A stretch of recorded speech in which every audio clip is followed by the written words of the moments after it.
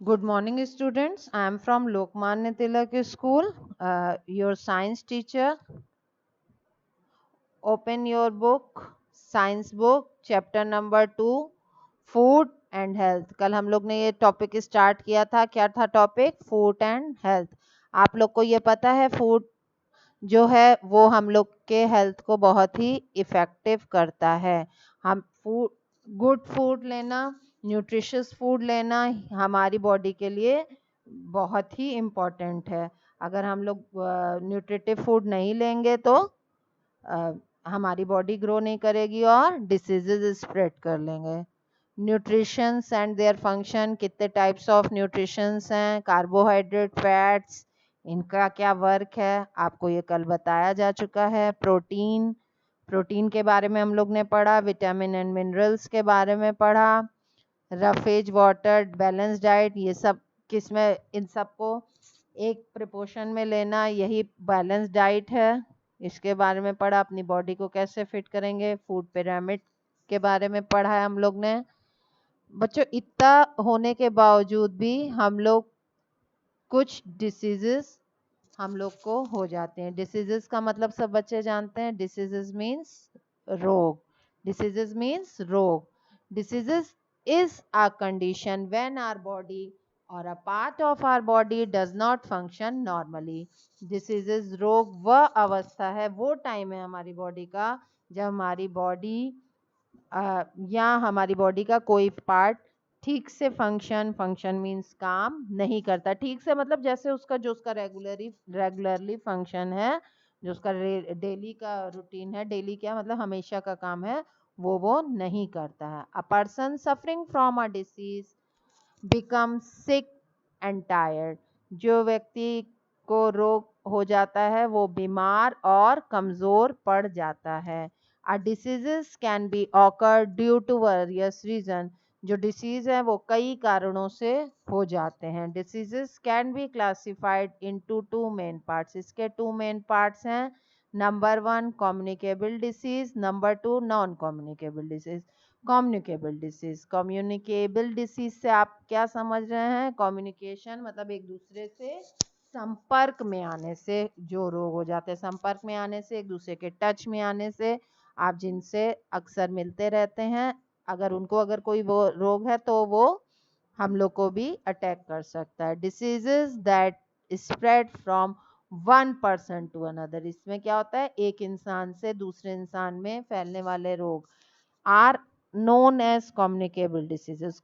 क्या कहते हैं हम उनको? कम्युनिकेबल डिसीज कहते हैं. इसमें क्या होता है? One person to another person diseases attack हो जाती हैं, रोग बढ़ जाता है. Communicable disease are generally caused by germs. किसके द्वारा होता है?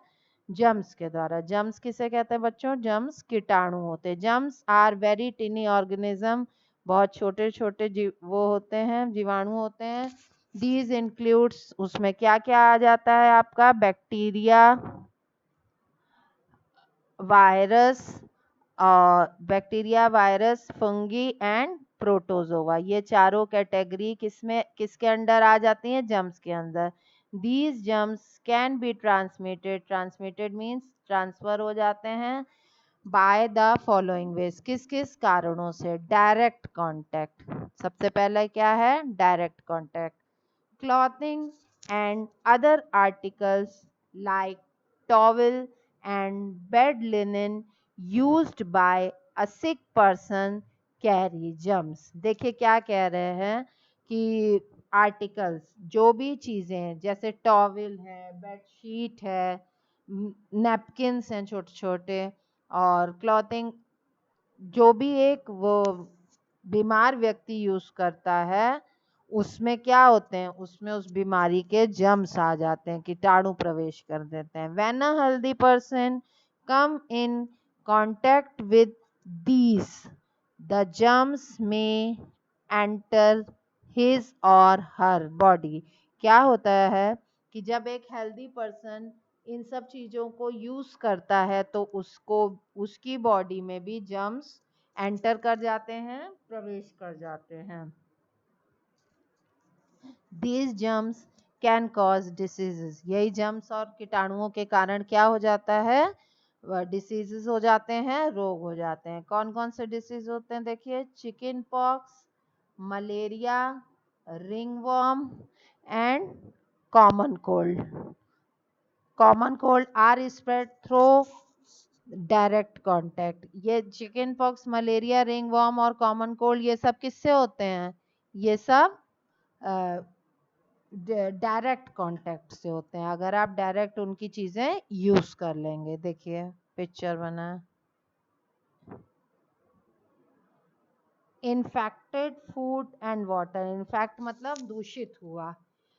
इन्फेक्टेड फूड, खाना और water. Food and water that have been left uncovered attract flies। जो फूड है, वाटर है, अगर उसको कवर नहीं करते हैं तो उसको कौन अट्रैक्ट करता है? फ्लाइज यानी मक्खियां। Flies carry germs on their body and transfer them into the uncovered food and water when they sit on them।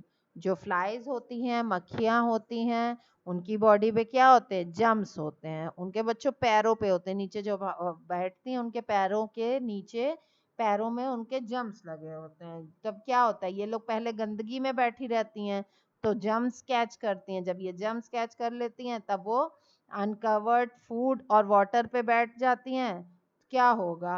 अ, उस पे बैठेंगी, व्हेन वी उस पे बैठेंगी तो उसको भी दूषित कर देती हैं, खराब कर देती हैं। When we eat this affected food, उसके जो फूड, जब हम लोग ये वाला फूड लेते हैं, and drink the water we fall sick, जब हम लोग इस तरीके का खाना और पानी पिएंगे तो हमको भी बीमारी हो जाएगी, हम भी रोग के टच में आ जाएंगे। ठीक है।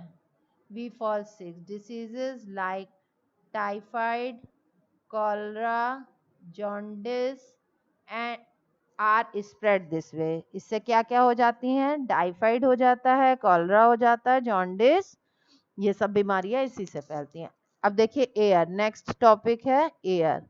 एयर से कैसे हो सकता है? Coughing and sneezing by a person releases germs in the air. जब कोई खांसता है या छींकता है, अगर वो हैंकी नहीं यूज करता तो क्या होता है? जितने भी जर्म्स होते हैं वो हवा में मिल जाते हैं। When a healthy person breathes this air, germs enter his or her body।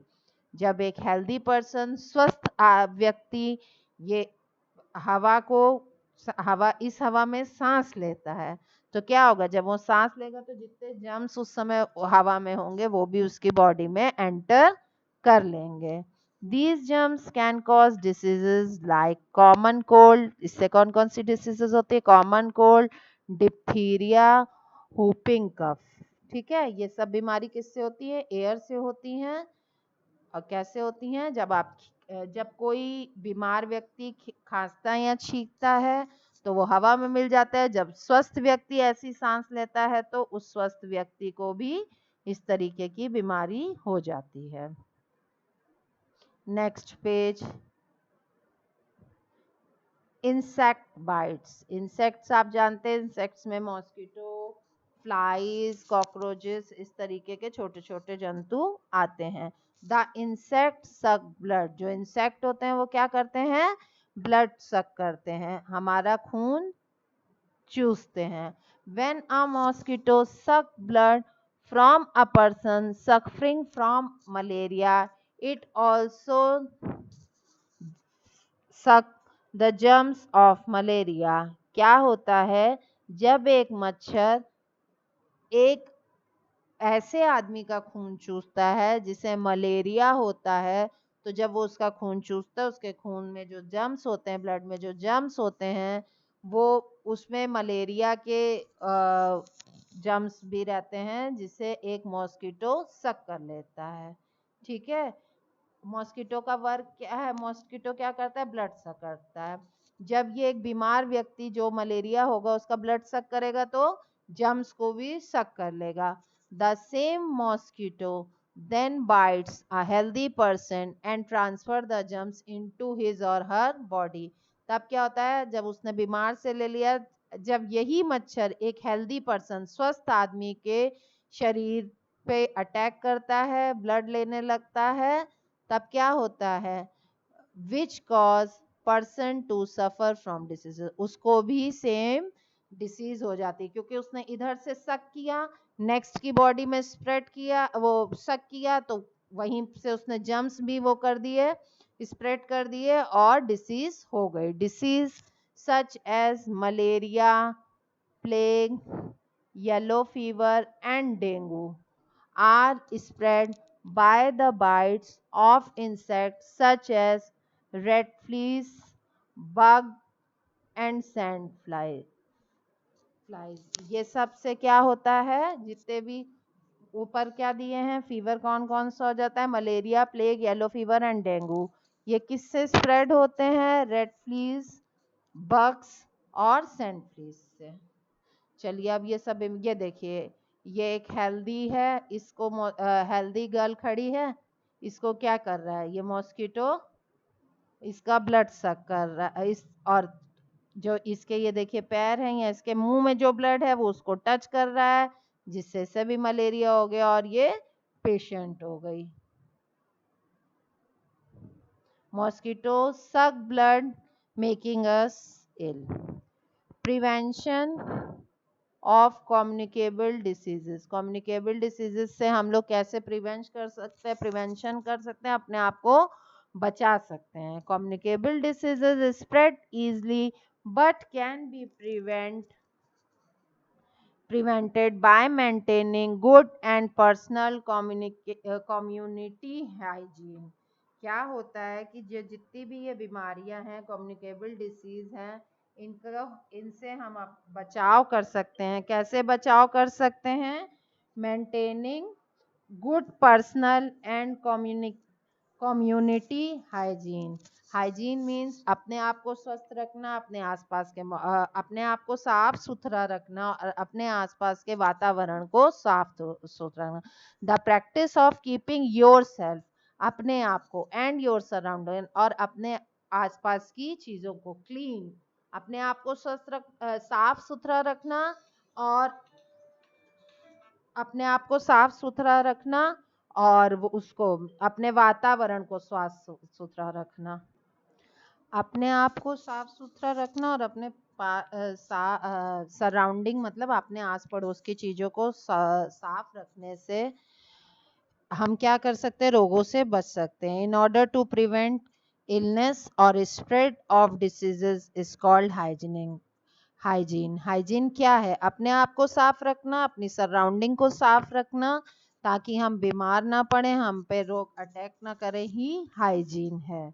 The following basic steps maintain good hygiene. अगर हम लोग ये स्टेप्स को फॉलो करते हैं तो हम लोग गुड हाइजीन, अच्छा हाइजीन पैदा कर सकते हैं, मेंटेन कर सकते हैं, उसको अपना सकते हैं। ठीक है।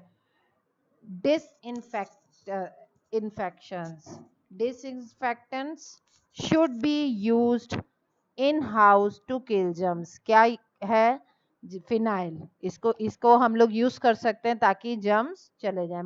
Bathroom must be clean. Bathroom क्या होने चाहिए, एकदम क्लीन होने चाहिए। Regularly using disinfectants and keep dry. Disinfectants डाल के हम इनको रेगुलरली क्लीन करेंगे और सूखा रखेंगे। किसको, बाथरूम को। Kitchen should be kept clean and dry. Kitchen भी आपकी कैसी होनी चाहिए, हमेशा क्लीन, साफ सुथरी होनी चाहिए और ड्राई, सूखी होनी चाहिए, नमी नहीं होनी चाहिए। जहाँ नमी रहती है बच्चों, वहाँ मक्खी और मच्छर सबसे ज्यादा रहते हैं। ठीक है।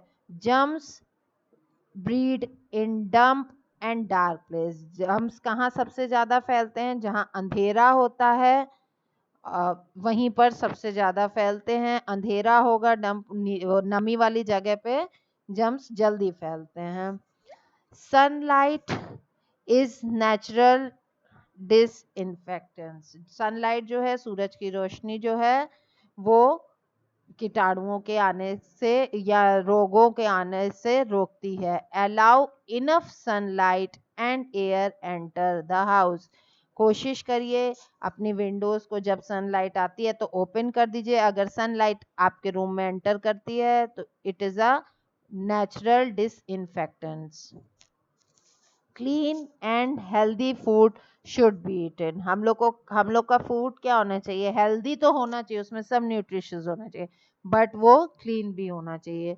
जब वेजिटेबल्स आए तो वॉश होनी चाहिए, अच्छे से कुक्ड होनी चाहिए, फूड कवर्ड होना चाहिए. Uncovered food from roadside vendors should be eaten. जो अनकवर्ड फूड होता है रोड साइड, जो रोड साइड में वेंडर्स जितने निकलते हैं, जैसे आपको पता ही है, मैं उनका नाम नहीं लूंगी, जैसे चाट है, कोई चीज जो ओपन है आप उसको मत खाइए. अनकवर्ड फूड मत लीजिए. कैसा फूड हमको लेना चाहिए? जो कवर्ड हो. रोड वेंडर्स बहुत निकलते हैं, रोड साइड वेंडर्स, उनको भी देखिए, अगर उनका फूड कवर्ड है तभी आप उसको लीजिए. अदरवाइज अगर आप चाहते हैं आपको डिसीजेस ना हो तो आप वो उस तरीके का अनकवर्ड फूड मत खाइए. We should brush our teeth and bath daily. क्या करेंगे? ब्रश डेली करेंगे और बाथ डेली करेंगे.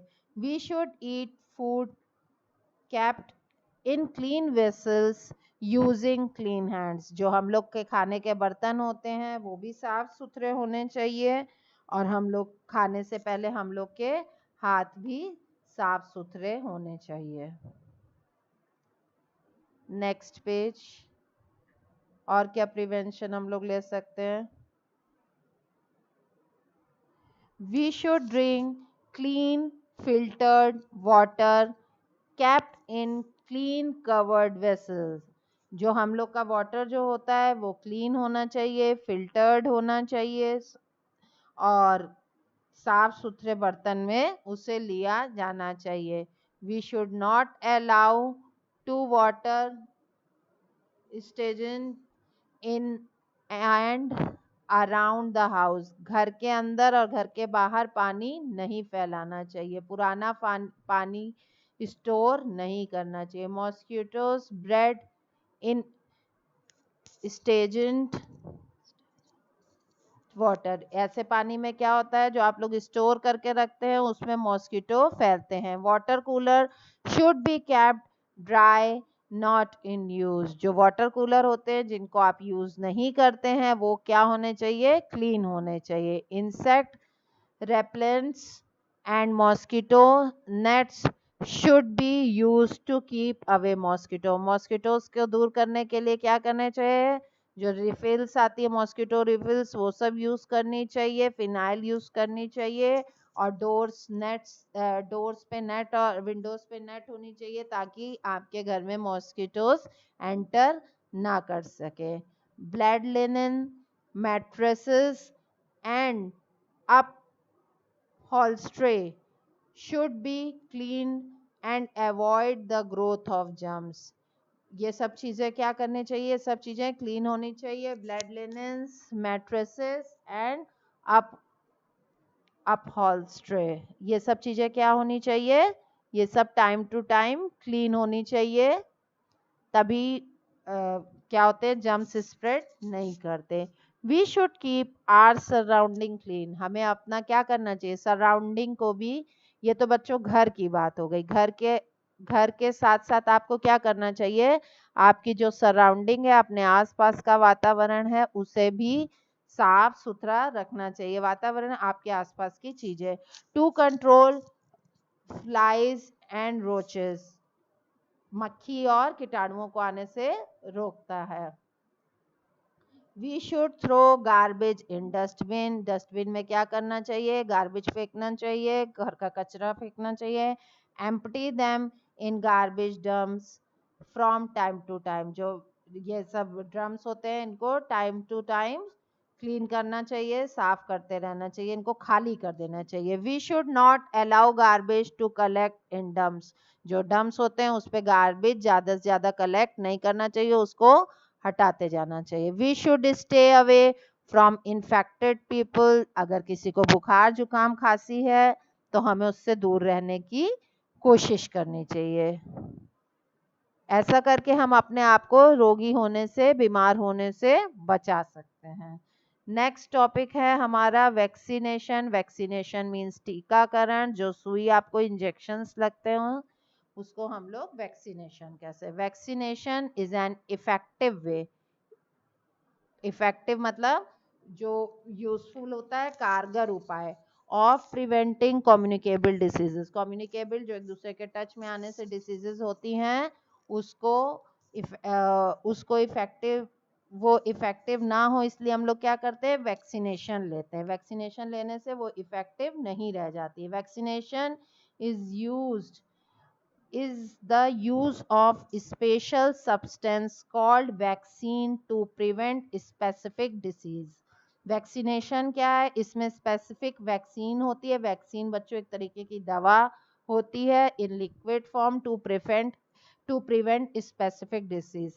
हर डिसीज की अलग वैक्सीन होती है। वैक्सीन मीन्स दवा होती है लिक्विड फॉर्म में, जिसे आप इंजेक्शन के रूप में डॉक्टर के प्रिस्क्रिप्शन पे लगाए जाते हैं। When the vaccine of particular disease enter our body, जब कोई पर्टिकुलर डिसीज का वैक्सीन हमारी बॉडी में लग जाता है, our body became capable of killing the germs that diseases.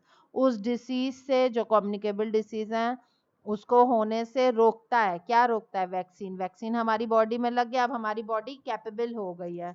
वो जो वैक्सीन है वो जर्म्स से फाइट करता है ताकि हमारी बॉडी पे डिसीजेस ना हमारी बॉडी डिसीजेस ना हो, जर्म्स अटैक ना करें। जर्म्स अगर अटैक करेंगे तो ये वैक्सीन कैपेबल है उससे फाइट करने के लिए और उसे डिस्ट्रॉय करने के लिए। Our body is thus able to fight the disease. हमारे वो क्या होता है, हमारी बॉडी फाइट कर सकती है। Vaccine are available from many diseases such as, किस किस चीज का वैक्सीन आ गया है बच्चों, पोलियो। देखिए पोलियो के लिए गवर्नमेंट भी आगे है, आपको पता है पोलियो ड्रॉप्स पिलाए जाते हैं 5 साल तक के बच्चों को। गवर्नमेंट द्वारा, हमारी भारत सरकार द्वारा घर घर जाके नर्सेज हर 6 महीने 7 महीने में हर घर घर जाके छोटे से बड़े बच्चों को, जो बच्चे 5 साल तक की उम्र के हैं, उनको जाके वैक्सीन देती है। चिकन पॉक्स एंड मीजल्स, इन सब की वैक्सीन्स आ चुकी हैं, सब बच्चों को छोटे में ही लगा दी जाती हैं। Vaccine are given to child when they are young. Vaccine कब दिया जाता है, जब बच्चे छोटे होते हैं, तभी से हम लोग वैक्सीन देना शुरू कर देते हैं। आज बच्चों इस चैप्टर में हम लोग इतना ही पढ़ेंगे, कल इस चैप्टर को फिर से कंटिन्यू करेंगे और इसे कंप्लीट करेंगे।